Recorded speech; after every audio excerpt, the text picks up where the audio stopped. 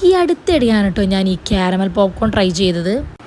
ഞാൻ സിനിമയ്ക്ക് പോയ സമയത്ത് അവിടെ നിന്നാണ് ട്രൈ ചെയ്തത്. നല്ല ടേസ്റ്റ് ഉണ്ടായിട്ടോ.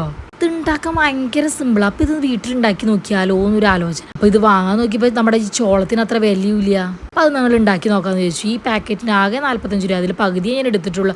എന്നിട്ടും നല്ല ക്വാണ്ടിറ്റി കിട്ടിയിട്ടോ. അത് നമ്മുടെ കുറച്ച് ബട്ടറിൽ ഇതേപോലെ കോൺ വാങ്ങിയിട്ട് പൊട്ടിച്ചെടുക്കുക. കുറച്ച് നല്ല ചൂടാകുമ്പോൾ ഇത് പൊട്ടി തുടങ്ങുമ്പോൾ തുറന്ന് വെക്കരുത്. ഇതിൻ്റെ മൂടിക്ക് വെച്ചിട്ട് അടച്ച് വെക്കുക. ഞാനൊരു കുക്കറാണ് കേട്ടോ എടുത്തിട്ടുള്ളത്.